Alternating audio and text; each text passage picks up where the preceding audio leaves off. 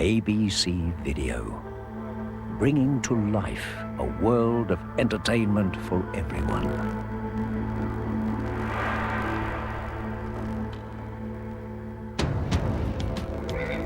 A world of nature.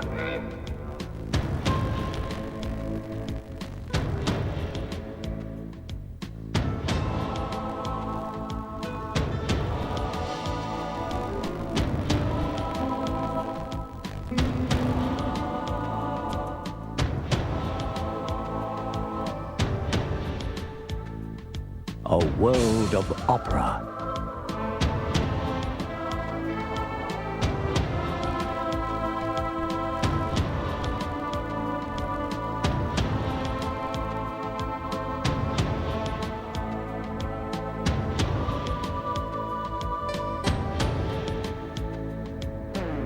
A world of sport.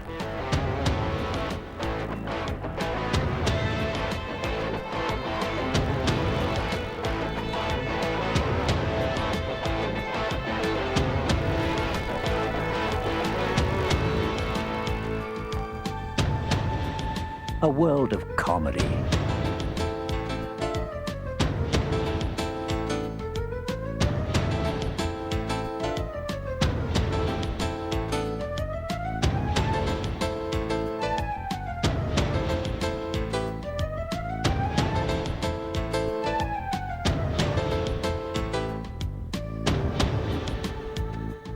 A world for children.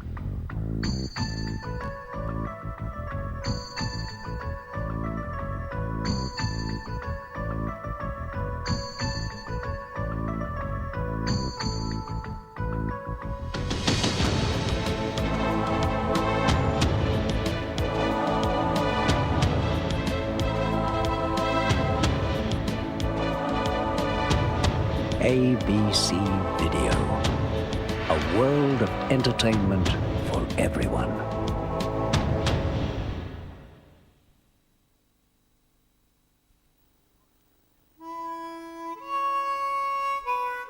With the possible exception of drift netting, there's basically three ways to catch a fish. You can use bait. Then there's spinning with lures. It seems that fish, like humans, are attracted to shiny bits of metal. And finally, you can tie fur and feathers onto a hook in a way that imitates an insect and fish for trout with a fly. And that's what Rob and I like to do, because fly fishing is one of those infinity pastimes. You never quite understand how it works, but you know it does.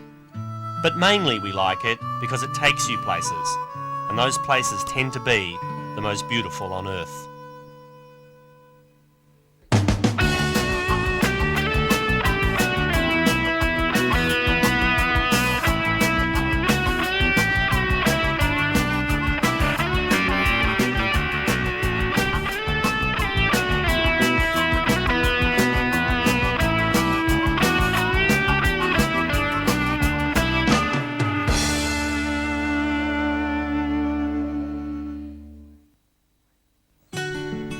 Right down the bottom of mainland Australia, in the state of Victoria, there is a very special river.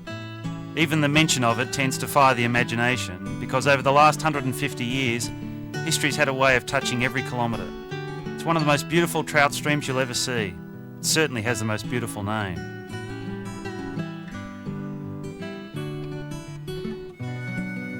Late one summer, Rob and I decided to fish the Halkwa.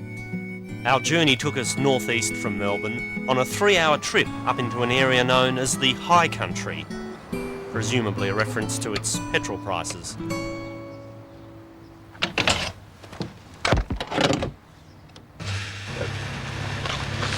We've stopped at a little town called Merton for fuel and, I guess technically it's food. Something I want to show you over here. Merton, gateway to the snowfields. Whenever a town has nothing to offer in its own right to tourists, it always becomes gateway to somewhere. Truth is, the snowfields are about another hour and a half up the highway. Coming! Why am I eating these?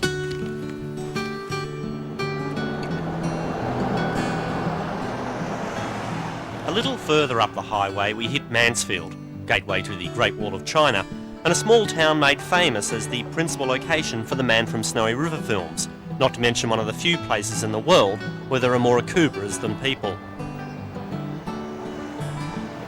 It's also a place that four-wheel drives, Blundstones and cattle dogs can call home. But we were after something else.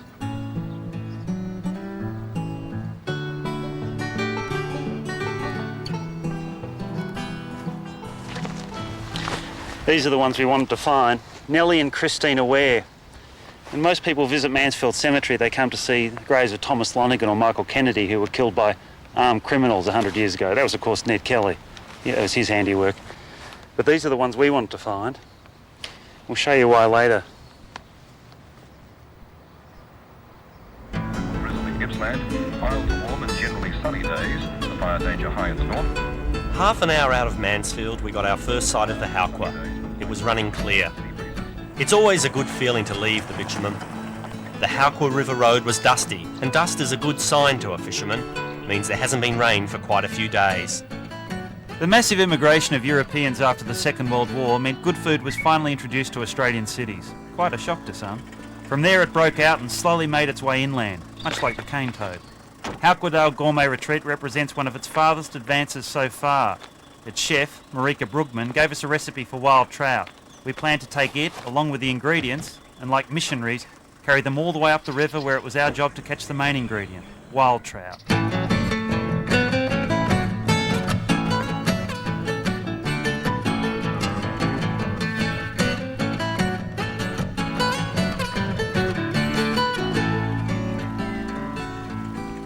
But we weren't in any hurry to get there, and there were a couple of places we wanted to check out along the way.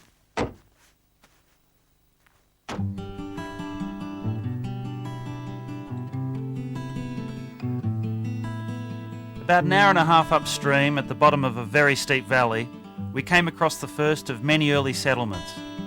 Here at Tobacco Flat, in the middle of the bush, the Ware family cut out a meagre living last century.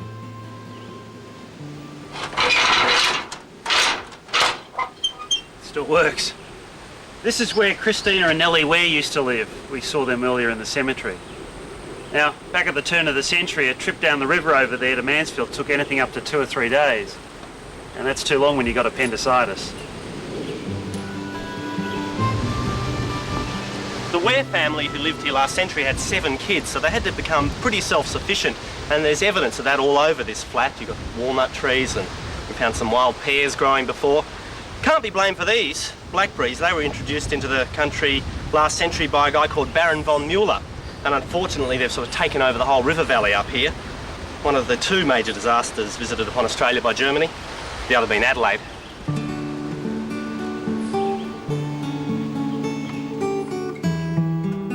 The next settlement you pass is known simply as Fry's. That's because it's got Fry's hut, built by Fred Fry.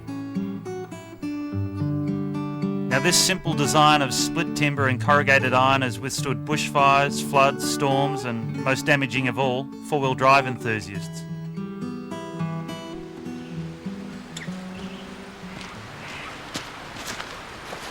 It's fantastic, isn't it? You kind of think it's a set from a movie. Well, I mean, you would think that until you see a photo like that. A fellow named Fred Fry built that hut. He built a lot of huts in this area. He's a fly fisherman, a bit of a hero to us. And he looked like that. Fred Fry, who built this place, and indeed the hut we're heading for tonight, used to be a very keen fly fisherman, and people in the area would visit him. If he sounds like a character, you're right. He was the basis for Billy Slim in Neville Shute's novel The Far Country, and I quote, "There was a forest ranger living in the Halkwa Valley, a man called Billy Slim, rather over 40 years of age, who lived alone with a few horses and was glad of any company. The forest ranger lived in a clearing by the river in a long single-storey building with a veranda, built of course of timber, with an iron roof.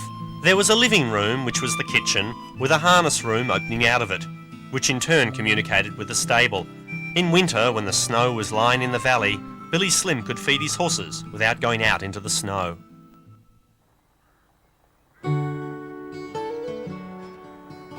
Not far upstream from Fry's hut is a place called Sheepyard Flat.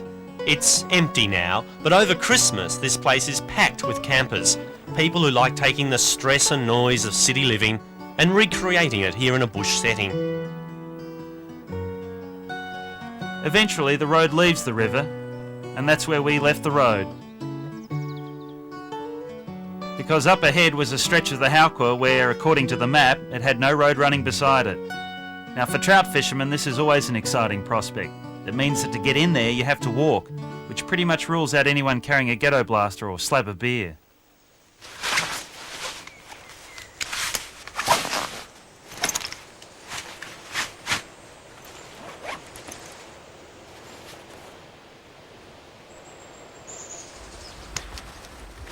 The sun this far south really packs a bit of a punch, something to do with the Antarctic not having an ozone layer left.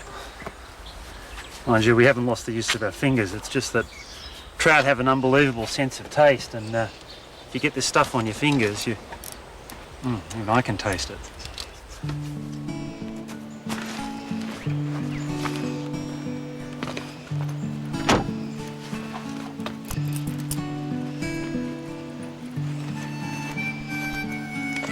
This is the bridle path.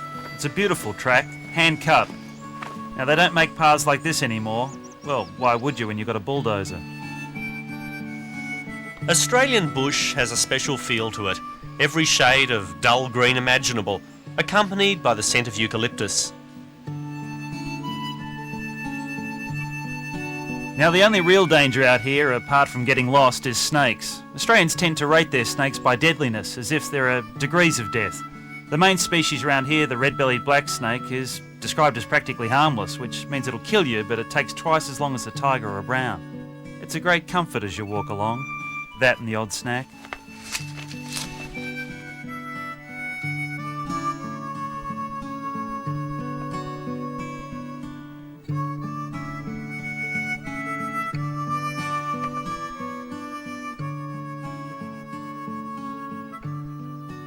Eventually we made it to Richie's hut. Old Fred Fry beat us here by about 50 years. He built this place for a local fisherman. It's just one of what are now called cattlemen's huts, and I've fallen in love with everyone I've seen. Mind you, at the end of a 10k trek, I would have fallen in love with a 44-gallon drum. Now these little places of stone, wood and rusty iron were designed by necessity and availability. Stone came from the river, wood from local trees, and rust and weather soon made sure the corrugated iron blended in.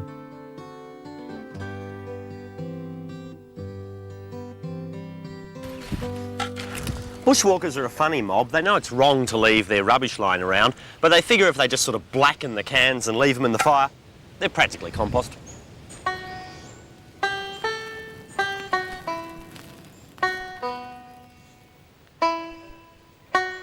As the evening light descended over Richie's hut, we sat in the sort of tranquility you only get when you're 7 miles from the nearest chainsaw, and prepared for the next day's fishing.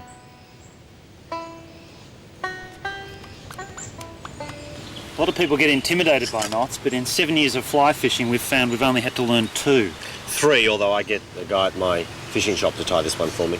He does mine too. Good job, doesn't he?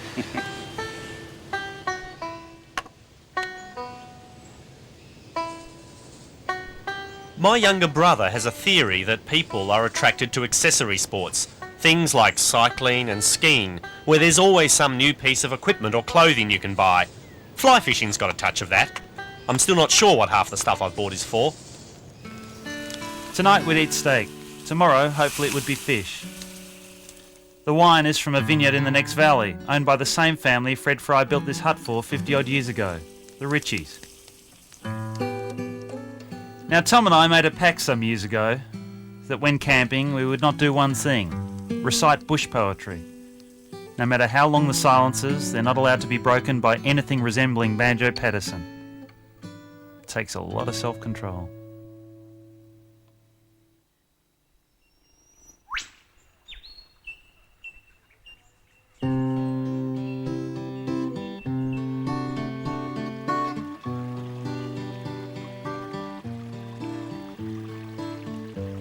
For the fly fisherman, there's only one thing better than being out on the river before dawn. And that's sleeping in.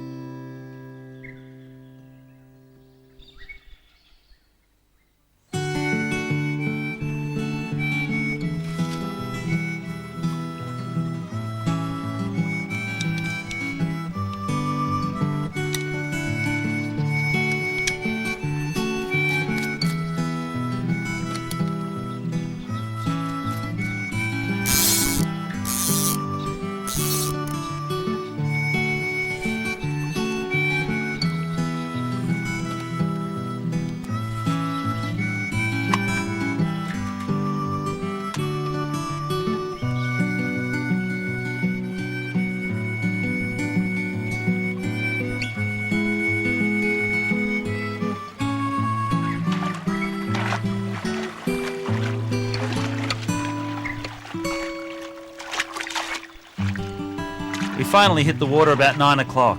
The Hauka really is a beautiful river and untouched. The water's gin clear and full of trout. Wild trout, mind you, not those bred in a hatchery. The fish that hide in these waters are descendants of the first trout brought to Australia 150 years ago.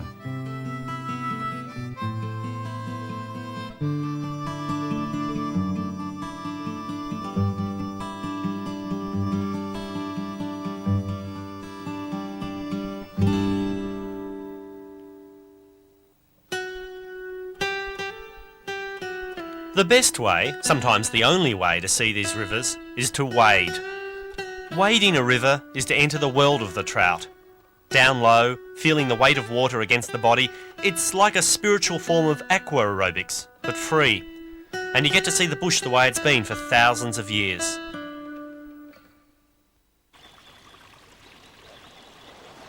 Today we're going to fish with something called a royal humpy. That's it there. It's supposed to look like a beetle on the water, or to the fish anyway.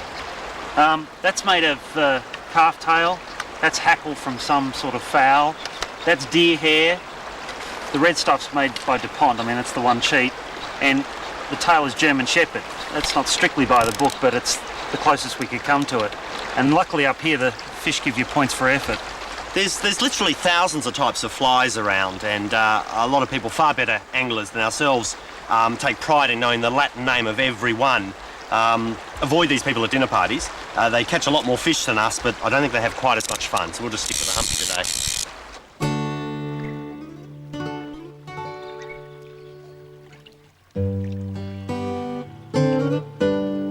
Fly fishing is generally done upstream, which is the way trout tend to face.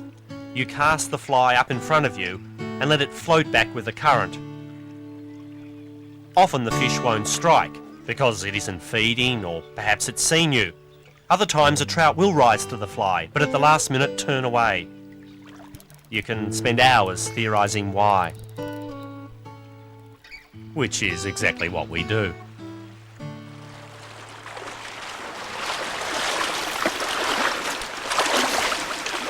The trick is to find feeding lanes. These are places where the food's concentrated and the trout's likely to be lying underneath. This one looks perfect.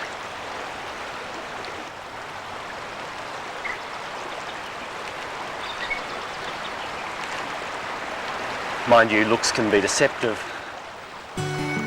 Casting a fly is not easy because it's practically weightless. It's the actual weight in the line that gets it airborne. But even in the hands of amateurs, like us, it can still look beautiful.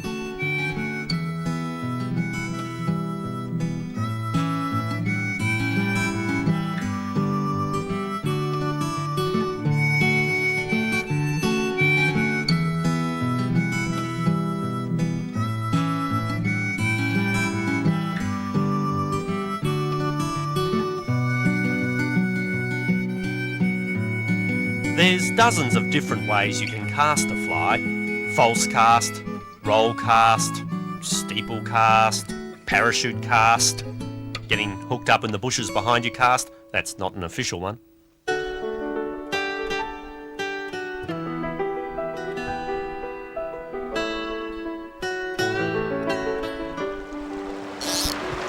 This looks like a nice run, a typical trout run. It's bubbly, turbulent water and quite a bit of food coming down. So we'll just see what...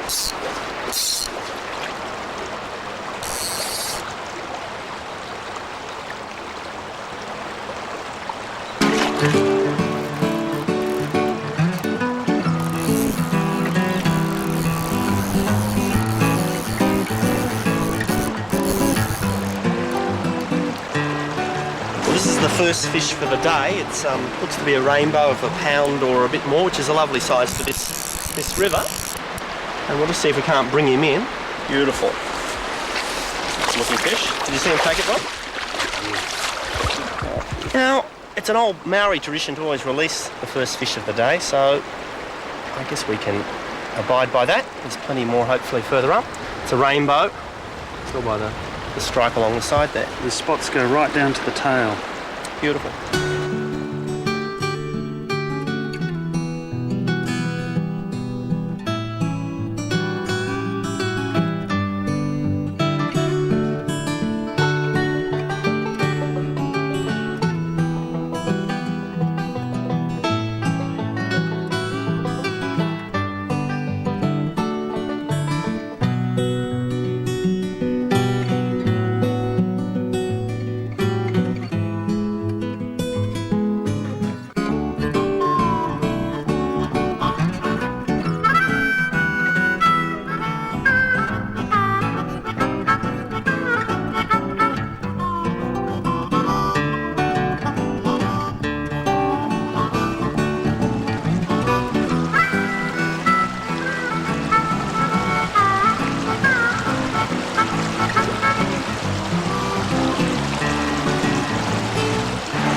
Okay, here's a little brownie. A little bit too small, but we don't want much bigger because the plates aren't that big, believe it or not. And you pop that on a plate and it looks okay.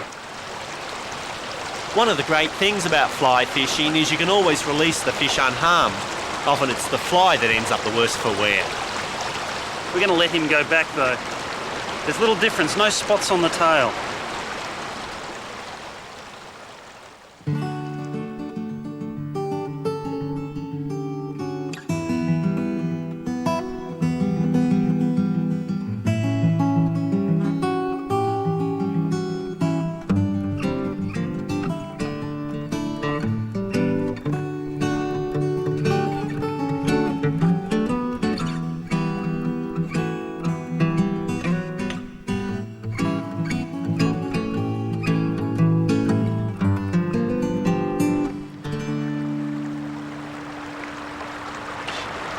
Another rainbow? Another rainbow. Lovely. What's a keeper?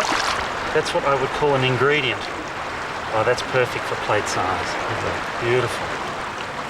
Okay, we'll just dispatch him. Here's fun, kids. You can always cut open the stomach of a trout you've caught to get an idea of what it's feeding on. It gives you a chance to perhaps adjust your fly, or in our case, it's told us absolutely nothing. Oh no, there's a beetle. Yeah, there's a little beetle. A little beetle.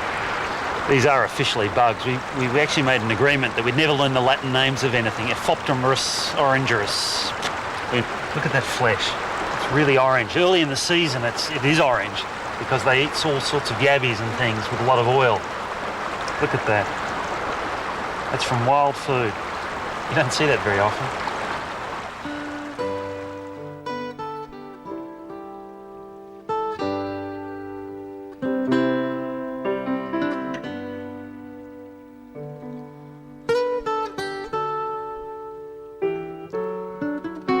As the day moves into evening, a combination of the low sun, sparkling water and flashing fly line produces a light, a wild light.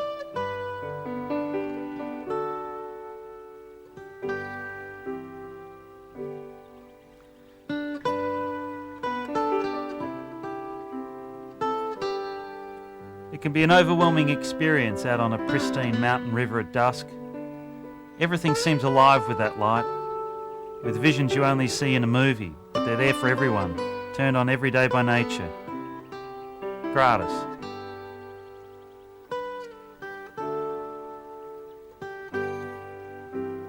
It's a beautiful river, the Halkwa, and nature had humans in mind when it was cut from the rock, for at the end of every hot day it turns on a swimming pool every 100 yards.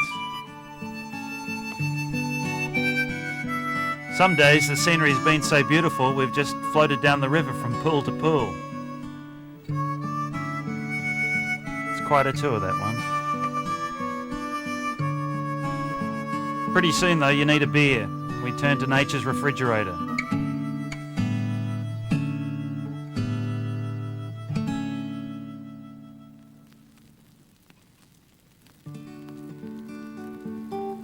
We'd caught the fish and it was time to start cooking. Marika had kept the recipe simple. Chopped ginger, lemon, cracked pepper, the fish to be wrapped in paper bark and tied at each end. Then it was just a matter of throwing them onto the hot coals.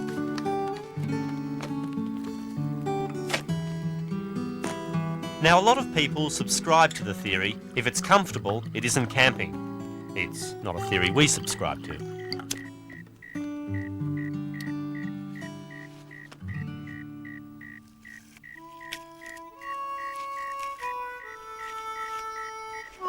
There's something really special about hiking into the bush and catching your own dinner. You just know it's going to taste good. We'd fished a magnificent stretch of water and could easily do it again tomorrow. That's the addictive thing about fly fishing. You always wonder what's round the next bend or in the next valley. But there's always a river somewhere.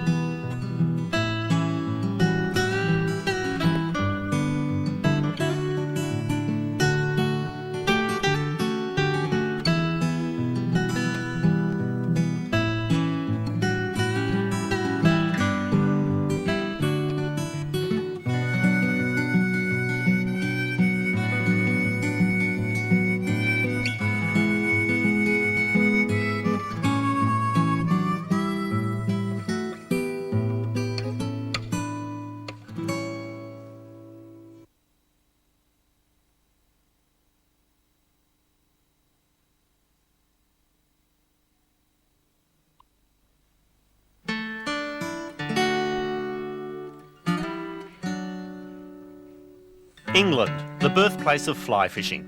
It's also the birthplace of mad cow disease, but let's not dwell on that. This little village is called Byberry. It's the sort of place you see photographed on biscuit tins. It's been called the most beautiful village in all of England. Everything around here looks at least 500 years old. Even the dogs. Now, one autumn, we checked into a little place we'd heard about down here in the Cotswolds. A shack called Byberry Court. It was to be the starting point for our trip.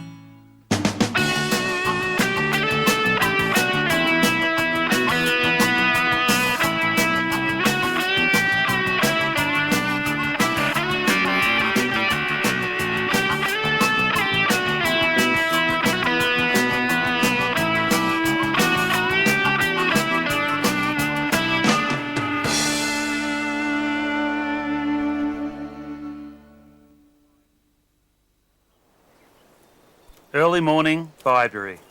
Now, some people think fly fishing is synonymous with wilderness.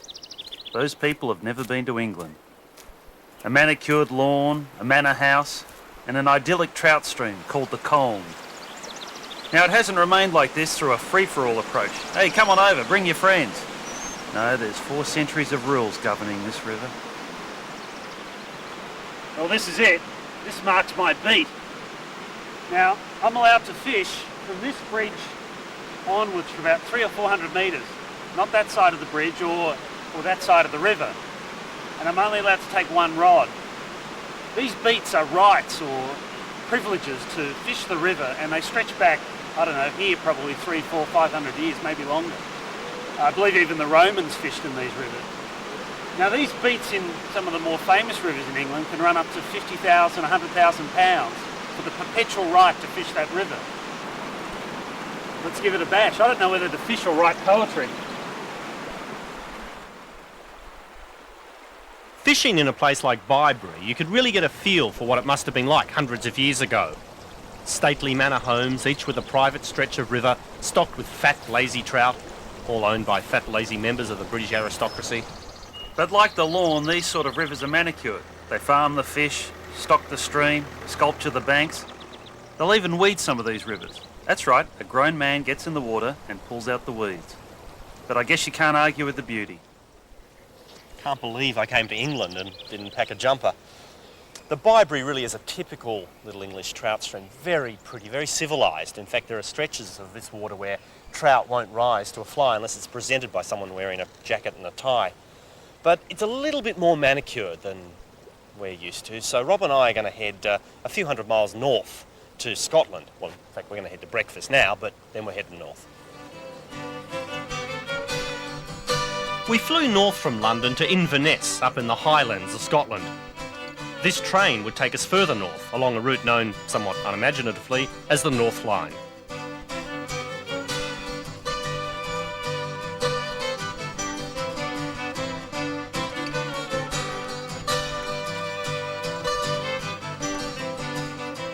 Our destination was a little town called Altnahara, about 2 hours out of Inverness. But we weren't in any hurry, and a few stops before we were due to get off the train, we got off the train. This little town is called Tain, a typical small Scottish village up this way.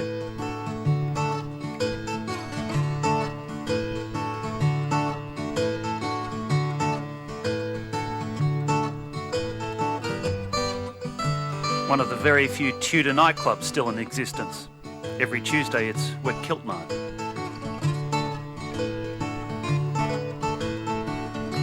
Still a beautiful place though, with a sometimes bizarre, bloody and convoluted history. But these days it's known, in Scotland at least, for something else. You see, on the outskirts of Tain is one of the original Scotch whisky distilleries, Glenmorangie. Now, the whole Scotch whisky thing is a bit of a cliche, and there's a natural suspicion with cliches. You think, yeah, Scotch, probably manufactured by scientists in a converted warehouse in Liverpool. But Glenmorangie is the genuine article.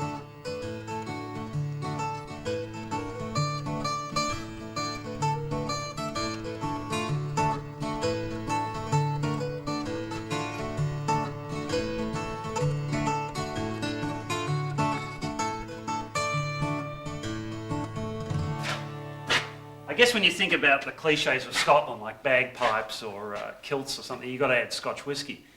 But Scotch whisky, in its true form, is a far more fascinating and complex thing than that.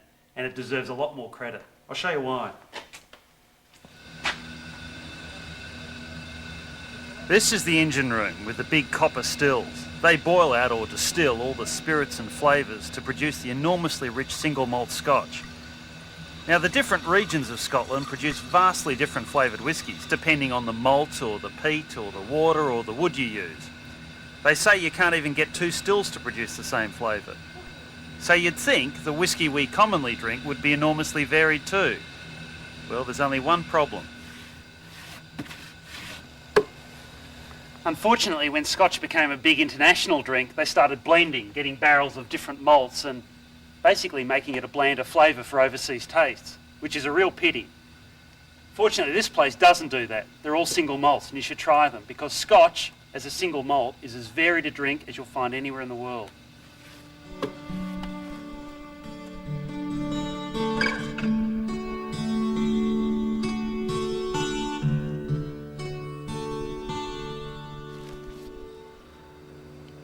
Glenmorangie was founded in 1843, which coincidentally was the year I think this roll was baked. I'm afraid Scotland is not one of the great centres of haute cuisine, but they make some sensational whiskies. And people actually come to Scotland just to sample the whiskies. There's a thing called the Whisky Trail you can do. You go from distillery to distillery. It starts down south of Edinburgh. You come up through Inverness.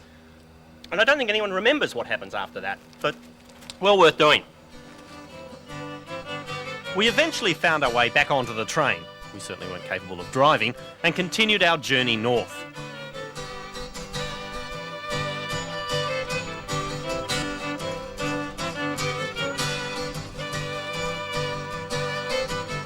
The train kept winding its way up into the far north of Scotland. The countryside was slowly changing. Still water everywhere, but fewer trees. We were getting further into the highlands.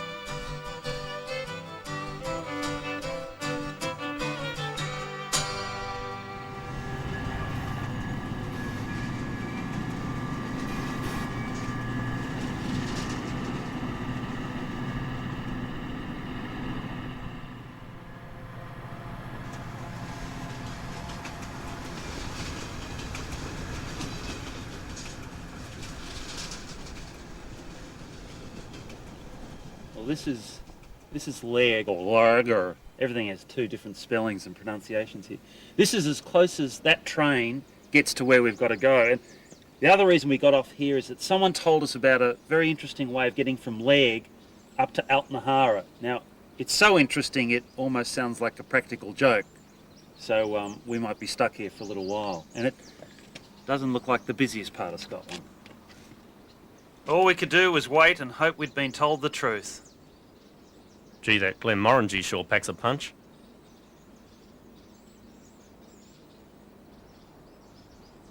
Finally, we heard a motor, and sure enough, just as we'd been told, a little red van drove down towards the station. Now, someone had the idea a few years back that if the postman was going to travel all over the countryside delivering the mail, he may as well deliver people too. And so the post bus was born.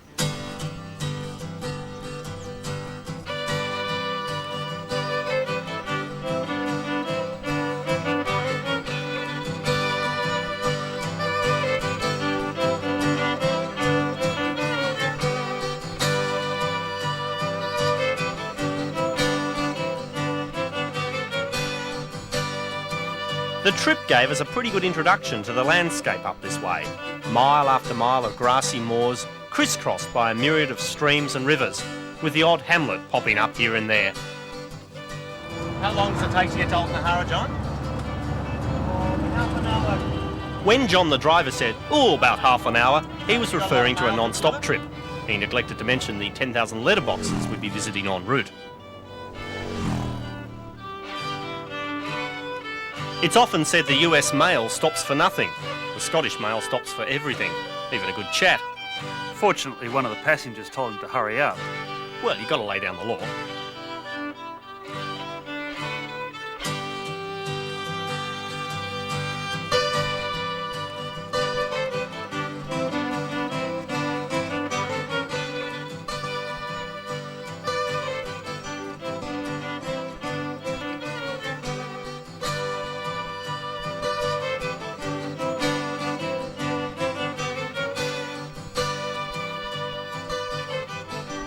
Finally, we came round the bend and we were there. Oh, one more stop. Got to deliver that postcard from Auntie Doris.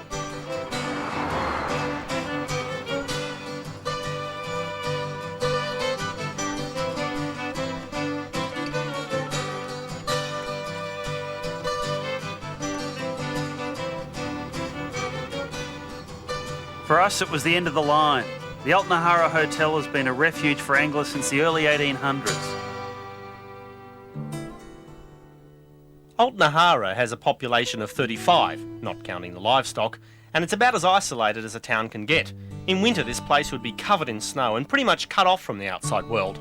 In fact, even in summer, it seems to be cut off from the outside world.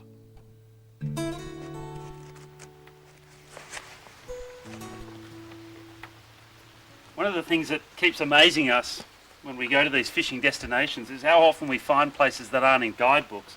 This isn't in the guidebook. Altnahara, you can't find it anywhere. And that's the thing, you don't have to go far off the beaten track. But imagine this in this part of Scotland, which is so well visited, a place that isn't even listed. The other thing they don't mention in the guidebook are these midges. They're right throughout northern Scotland. Whenever it's warm and there's no wind, they swarm everywhere and they bite. And the guy who runs the hotel said not to worry about them, they won't really hurt you, but he was wearing one of these at the time. So I don't think his advice was worth all that much. Yeah, problem with this guidebook, it doesn't mention Edinburgh either. Oh dear.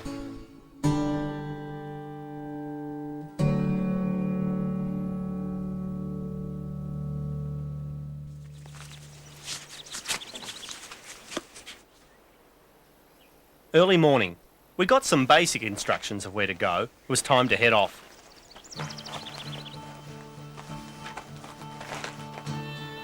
We thought he was a stray extra from Hamish Macbeth. He's actually a fellow called Jimmy Burns, a retired local shepherd who goes for a walk twice a day. Apparently you can set your clock by him. Ah, Doctor Who is in town.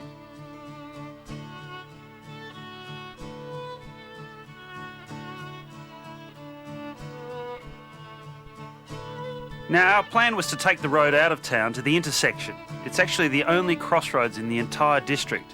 We were then to go left for a few miles and then head off over the highlands, fishing any rivers and lochs we came across. There are no fences up this way and the sheep are constantly on the road.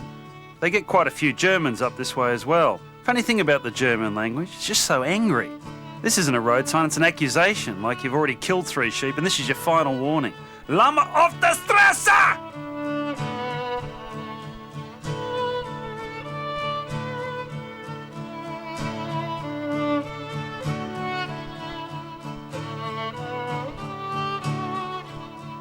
We were heading for a river many hours away, but after a few miles we came across a little lake, or loch as they're known. That was worth a try.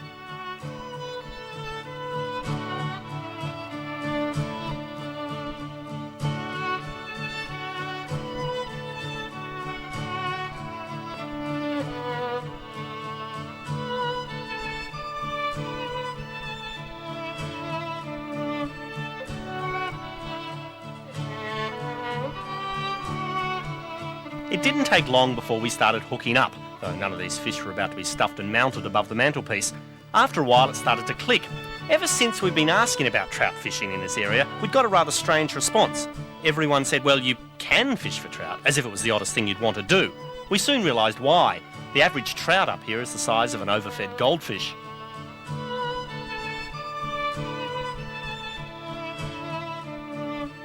Up over some more hills was another loch which had a small boat on it. The hotel has many of the fishing rights to this area. There are those rules again. And it keeps boats on the larger lochs. And we really wanted to try a bizarre local method of fishing.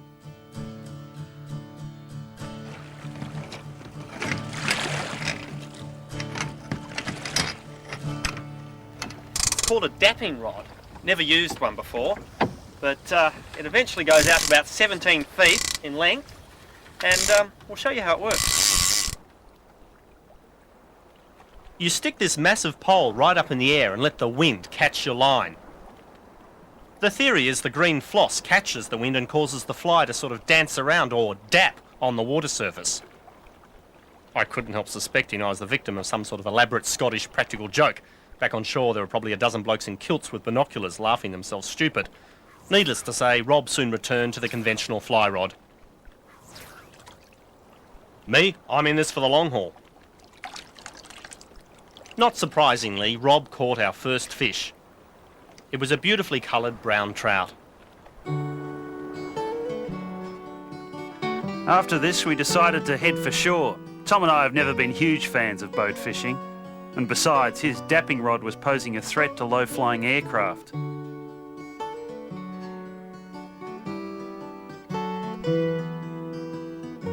Our plan was then to walk up the Moodale. This is actually a salmon river, but the water level was too low to fish it seriously. This is governed by fishing rights too. Although anyone has the right to fish it for trout, salmon's another matter. Although even if you have the right to fish for salmon, you're not allowed to fish on Sunday, and so it goes on.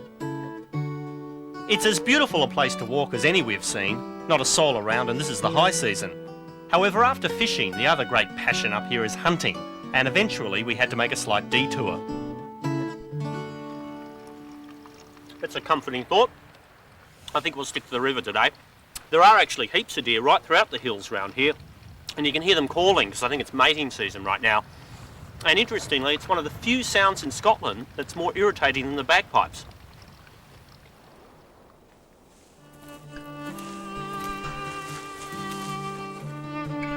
We didn't have a detailed map. We didn't really need one. There are no trespass laws in Scotland, so you can basically follow your eye. That's the great thing about this part of Scotland. There's rivers, streams and lakes just about everywhere you look. In some places there's more water than there is land, and not a lot of trees to get in your way either.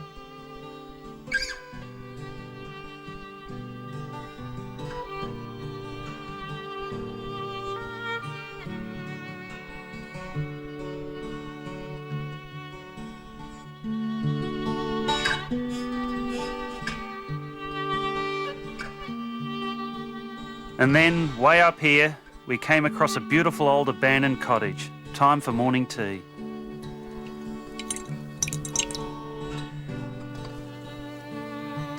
Robbie. People are forever philosophising over what's so special about fly fishing. You know, is it the amazing places it takes you to, or does it satisfy the primal urge to hunt? For me, it's the fact it allows grown men to walk around in rubber trousers without fear of arrest. It's actually a beautiful, beautiful area. And the reason that these places are now uninhabited is that they used to be, sheep farmers' cottages, and no one farms sheep up here anymore. These places are no longer owned by the British aristocracy. It's more likely to be a British rock band that have divided it up between them. The drummer gets less, of course.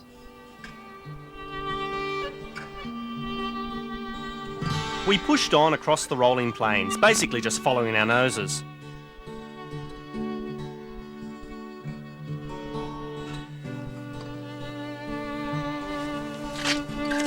Oops, probably just ruined the whiskey production at some distillery downstream. It wasn't long before we came across another big valley with a very pretty river at the bottom. And by the time we made it down, the sun had poked its way through the clouds.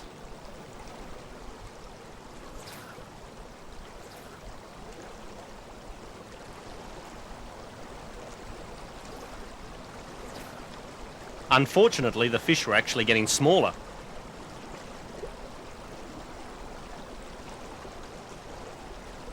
I can always tell when Rob's becoming a little half-hearted about a river.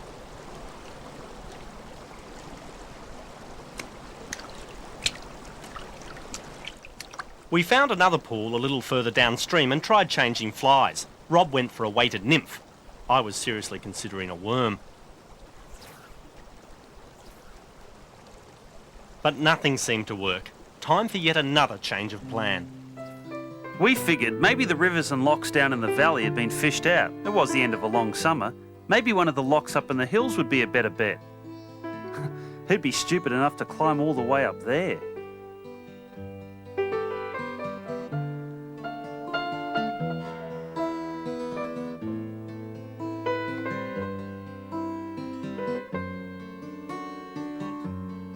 Even the locks way up here contain fish, but not people. This part of Scotland is one of the least populated areas of all Europe. There are less people here today than there were 100 years ago. We fished Loch Everest for about an hour or so without any great success, but it was worth it just for the views.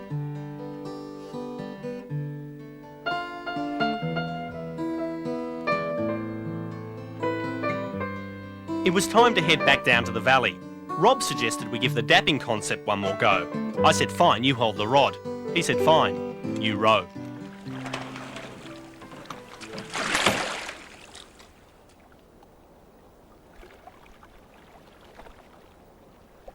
To our undying amazement, the bizarre combination of fluoro green cotton and an ugly big black dapping fly actually worked. And we hooked our first ever sea trout.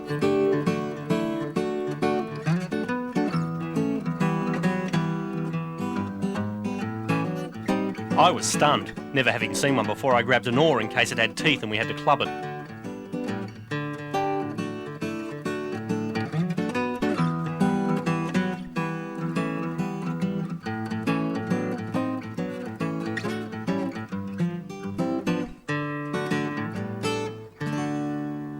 The river that flowed out of that loch was our final destination, where we'd been heading all day, the Neva. Now, people travel from near and far to fish the Neva, and that's for one reason. It has salmon.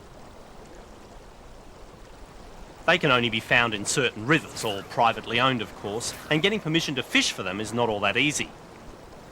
Fishing rights in Scotland are pretty complex and very clearly defined. The stretch of river we're on right now, about a mile in length, would cost you £30,000 for the right to fish it 1 week in any given year.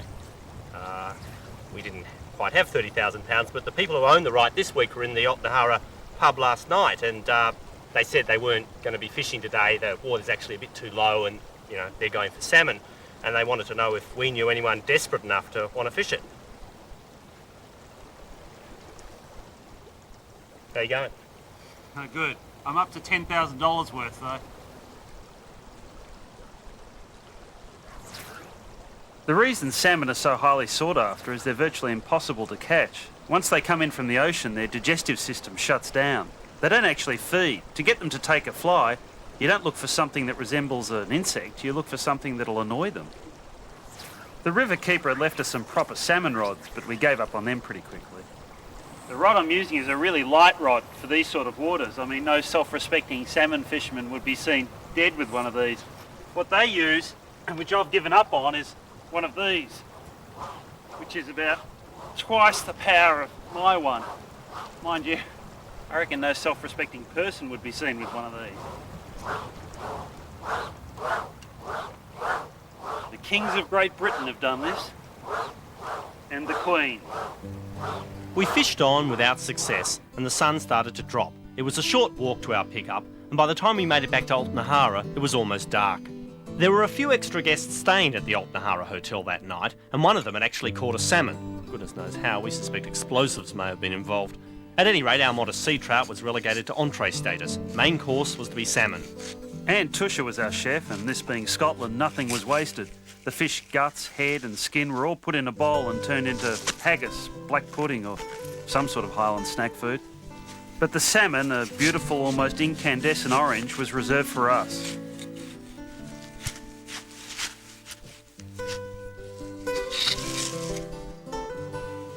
Oh, one more for the haggis bowl.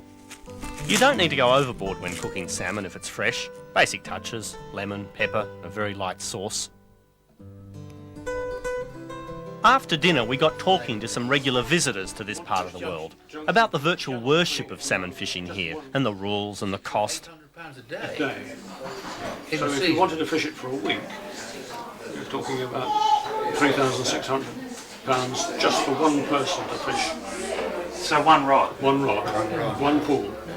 The attraction is fishing in one of the prima fisheries of Great Britain. It's a sort of calculated gamble, I think, that people will do that for year on year, and knowing that sooner or later they'll hit the golden spot.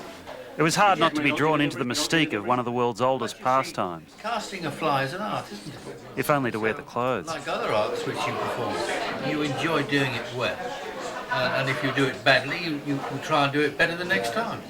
And there's enjoyment in that alone, surely. They told us about all the different rivers you can get onto in Scotland. In fact, they mention one really special river we should visit further south. But then, there's always a river somewhere.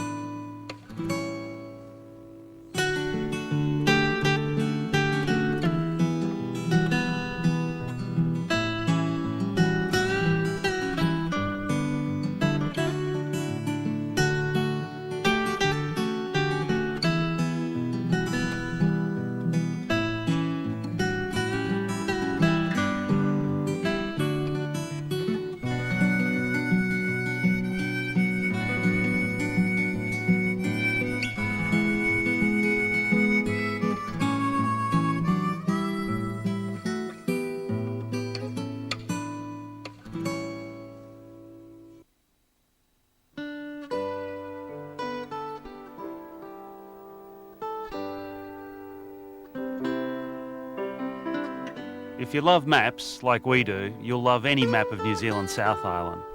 It's a place so full of rivers and streams, lakes, bays and sounds, it's a wonder parts of it float. Now the South Island is stunning and it's a fly fishing heaven. Some say the greatest location in the world. But with so many rivers, we didn't know where to start. Then, one river caught our eye, and everything we read about it caught our imagination. It flowed through a pristine alpine wilderness which hasn't been touched by anyone since the Ice Age, and emptied into a glacial lake flanked by towering peaks. And at the other end of the lake is a beautiful old fishing lodge with a boat. And that's how you get to this river, because there are no roads. Well, we just had to get across that lake, because we just had to see the Derval.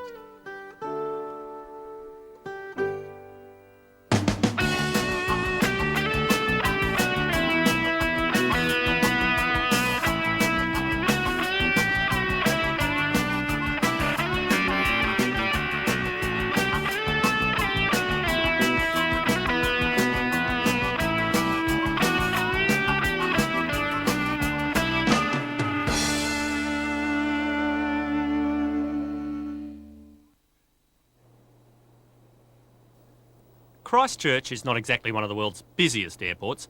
We couldn't help thinking the girl at the information desk bore a striking resemblance to our hostess. I only ever really feel I'm on holidays when I start using someone else's money. Banknotes are a really good way of finding out who a country regards as important. Like Sir Edmund Hillary, he climbed Everest, or Kate Sheppard, the famous suffragette, the Queen, she used to own New Zealand, Saddam Hussein. Our next step was to rent a vehicle. The schedule was tight. We'd allowed ourselves half a day travel, another day fishing, and the best part of a week to fill out the hire car form. Thank you. The South Island of New Zealand is about 2 or 3 hours flying time from Australia, and Christchurch is halfway up the east coast. Now our plan was to head out of Christchurch, across the Canterbury Plains towards the Alps.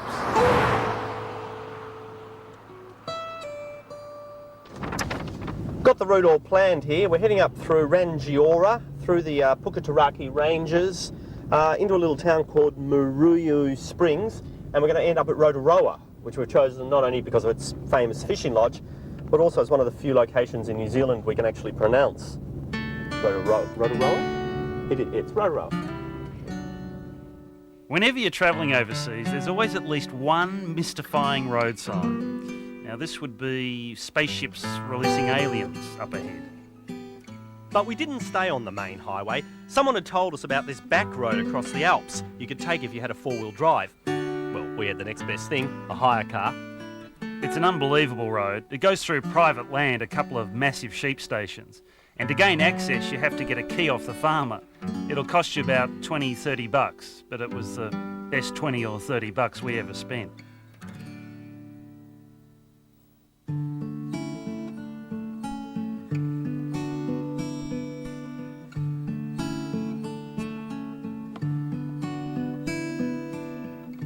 called the Wairau River Road, and it winds its way over the top of the mountains for about 100 kilometres.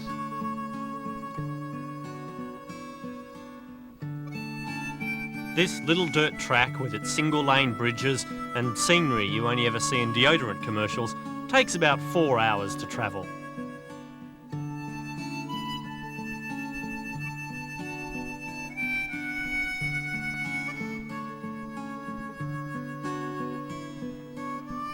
Up here, it was easy to think we were the only people around for hundreds of miles.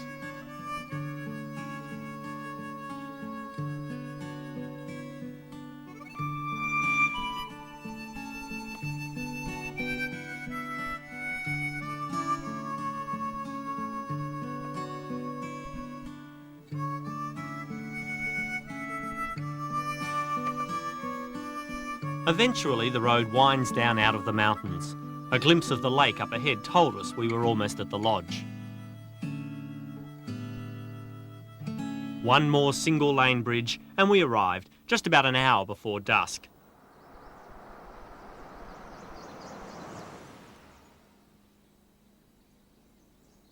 It's a fantastic old lodge, all wood, built early this century. It's in a wonderful location too, right in the middle of a national park, which is just full of wildlife, most of which appears to have ended up on the living room wall.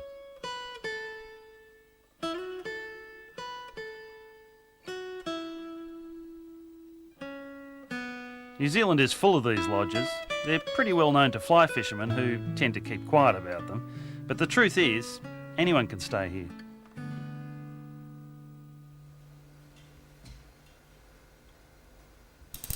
I've just snuck out here into the kitchen for quite a bizarre reason. I'm dyeing my fly line. I'll explain why tomorrow.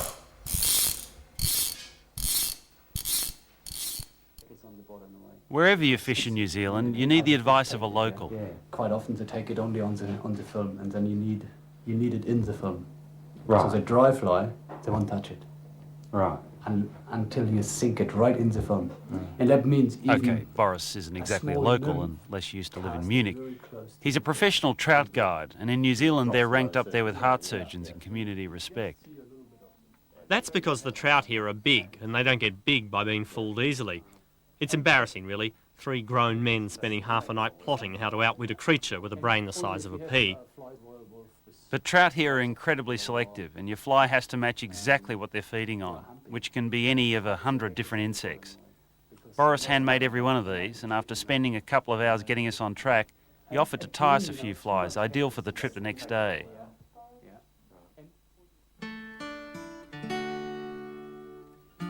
Rob and I can both tie flies, but each one takes about 3 hours and a hell of a lot of whiskey, which is probably why it takes 3 hours. Watching an expert like Boris makes you realise just how much we've got to learn. All flies are made like this, taking bits of fur and feather and winding them onto a hook until eventually you've got a perfect imitation of an insect.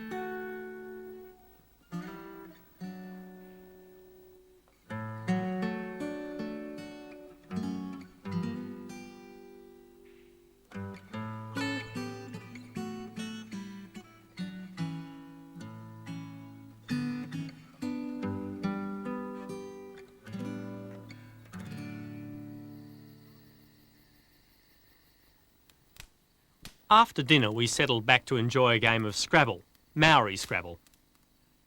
In this version, a couple of Ks and a W can win you the game.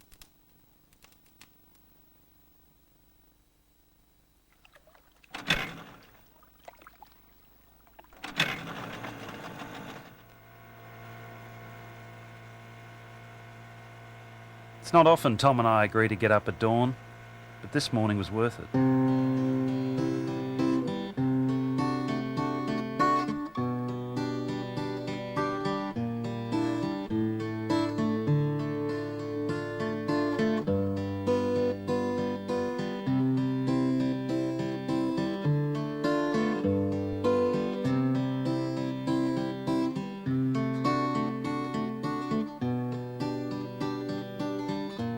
As the mist slowly lifted, we got our first glimpse of the D'Urville Valley.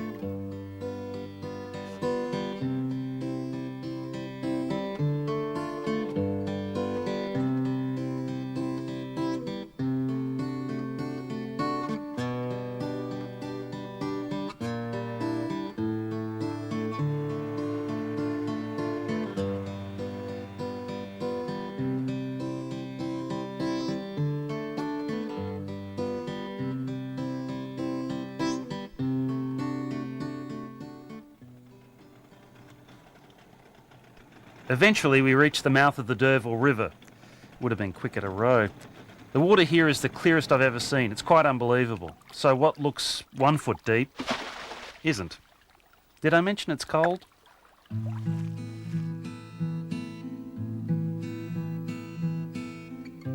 We planned to leave the boat here and hike up the valley a few miles to a stretch of river Boris had recommended.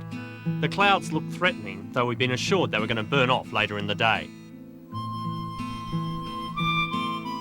There's a track that follows the right side of the river for most of its length, through thick beech forest.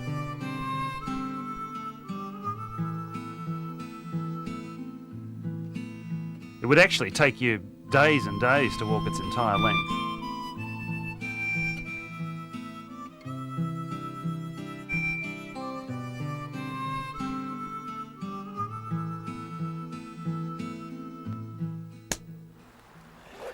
These forests here are as beautiful as any you'll find in the world. They've only got one problem in New Zealand, sandflies, and they'll find the one spot you didn't put rid on. There's another problem. Hear that? European wasps. They're all through this valley, so you've got to be a little bit careful about them because they tend to be a bit aggressive. Ow! This stuff is labelled tropical strength, which I suspect may be a euphemism for radioactive. Works though, doesn't it? I think it has to be radioactive. We slowly made our way up the river, away from the lake.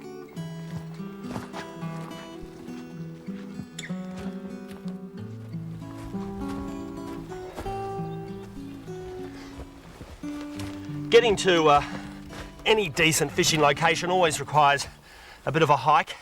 And hiking, or tramping as it's known here in New Zealand, is incredibly popular. In fact, some of the trails are so popular you've actually got a book to get on them. They're all pretty clearly marked.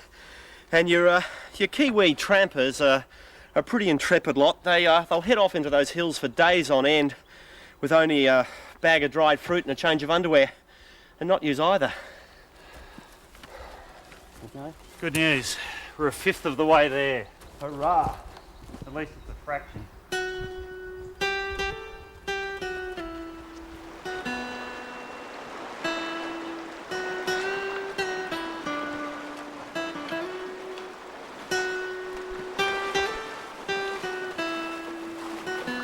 We finally emerged from the bush about 7 kilometres upstream, by which time the clouds had cleared.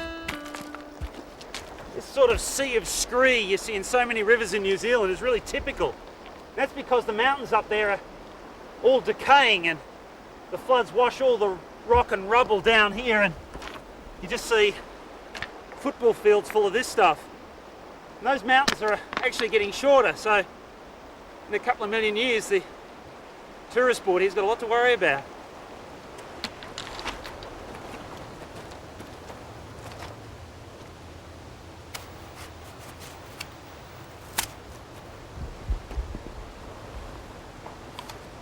Show you what I was up to in the kitchen last night, apart from drinking their wine.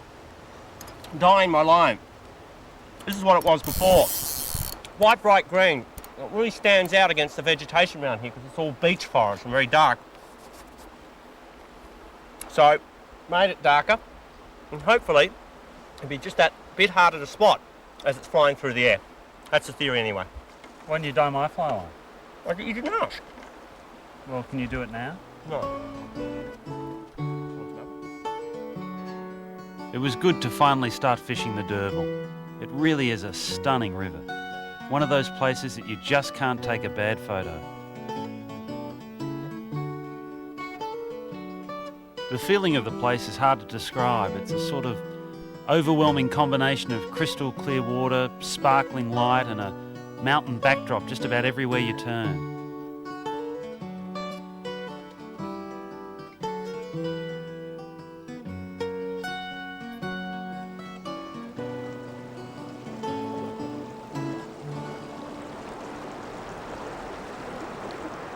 We've been fishing now for a while with one of these, little dry fly that you toss up onto the surface and hope that a fish will come up and take.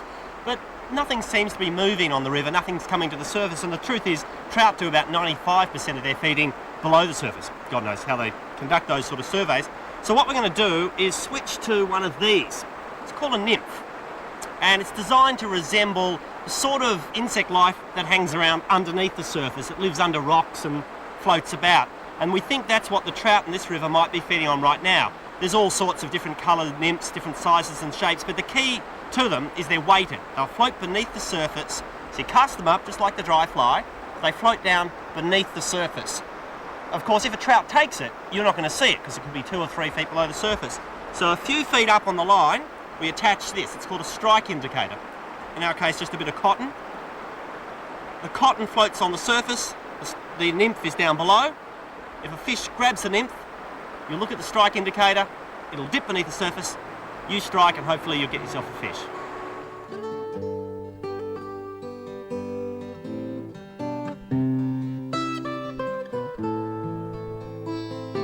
The nymph quickly proved effective, and Rob landed our first fish of the day, a nice 3-pounder.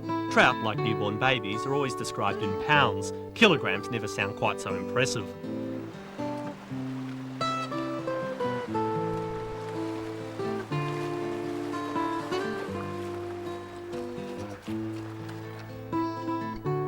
Most fishing in New Zealand involves sighted fish. Rather than just casting blind, you actually spot the trout you intend to catch. Only one problem. Trout are not always easy to spot. They're beautifully camouflaged and we had to work very hard to find them. Sometimes they were nothing more than shadows or an odd-shaped rock. Often it was only the movement of a tail that gave them away.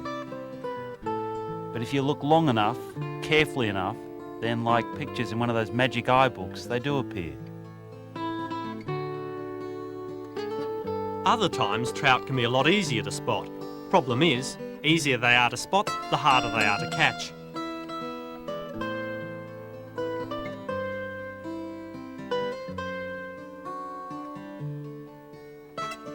If, after a dozen casts with a dozen different flies, the fish still refuses to be caught, well, all you can do is move on and accept it with good grace.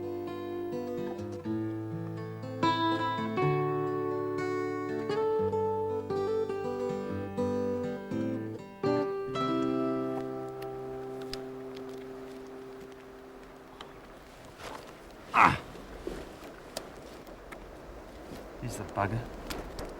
There's his brother. I actually had things that protected gators, but I put it with my camera so I wouldn't forget it, and I forgot my camera.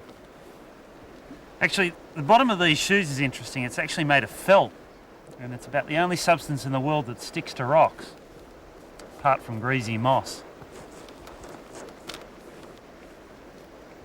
Another one. About an hour later, we came across a stretch of water that was just bound to hold trout. It's just a question of finding them.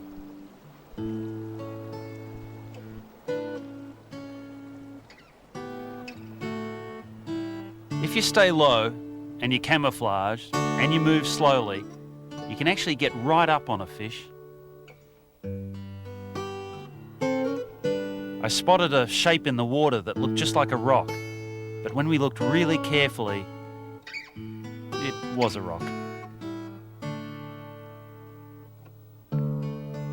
Eventually, though. There's a trout just down in there. It looks like a big brown. Yep, there he is. Just took something then. Now he's moving up. Yep. Oh, he took another thing. Yep, you got it? Yeah, he's just moved. Tom's going to drop back and try and get him with his nymph, and hopefully we'll have dinner.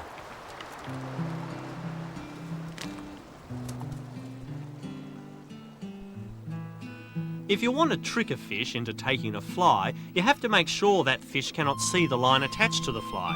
You have to use very fine line. It's called a tippet, with a break-in strain of about 3 to 4 pounds. Only problem is, when you hook a fish that's 10 pounds and it decides it wants to go downstream, you have to make up the difference. And that means you go with it.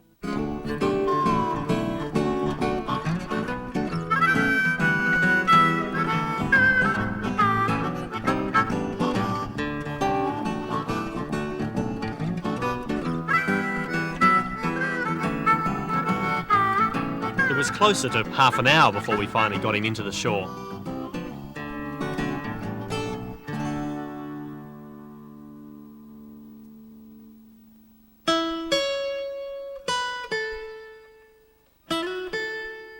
weighed 10 1/4 pounds. Now that's referred to as a trophy fish. It's the sort of thing people used to mount on their walls. But for us, there's only one thing you can do with a magnificent fish of this size. And that's let it go. And then act like idiots.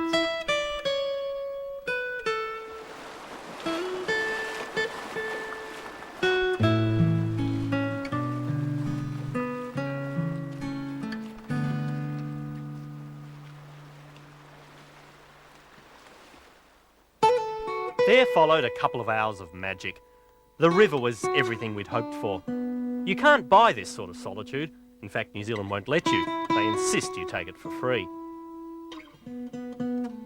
It's worth learning fly fishing just to have an excuse to stand in these sort of waters.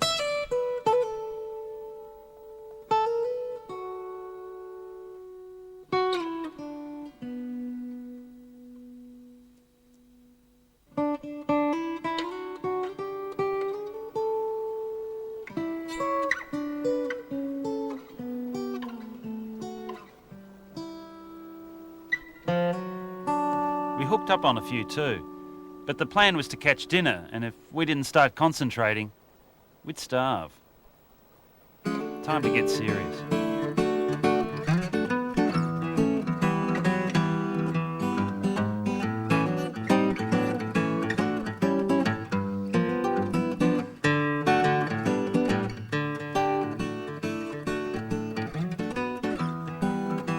Now, when landing a big fish, it's good to have a skilled assistant with the net. Unfortunately, all I had was Tom.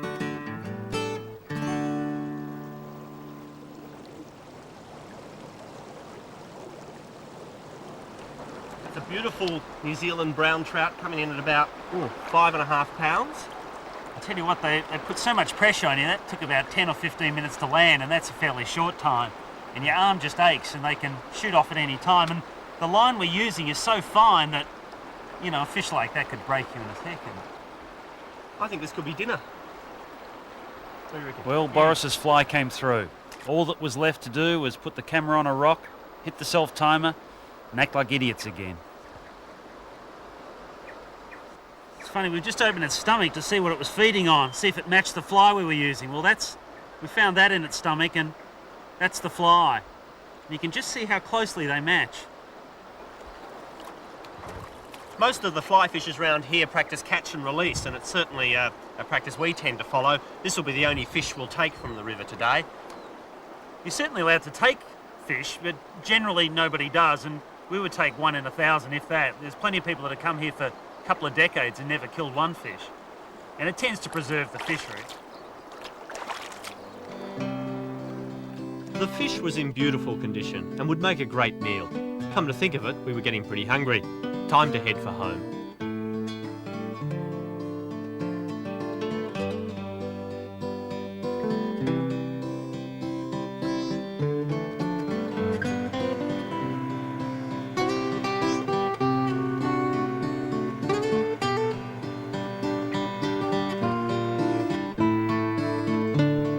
By the time we'd crossed the lake, the mist was starting to set in again. The light of the lodge in the distance looked pretty inviting.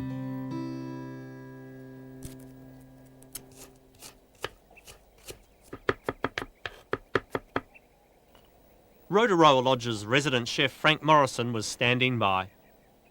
Having previously owned a Thai restaurant, he was not afraid to give our fish flavour.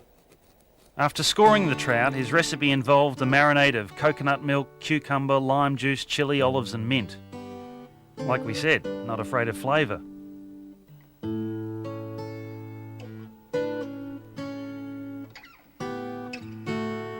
You can baste the fish for several hours in this, before wrapping it in foil with a little lime and olive oil and baking it whole.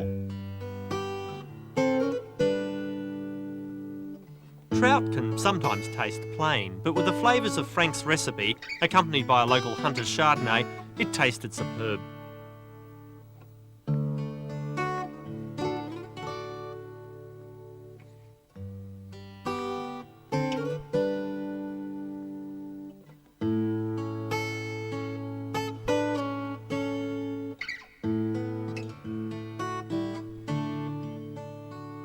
capped off a very special day and we were happy to return home tomorrow, although we'd kill for another day.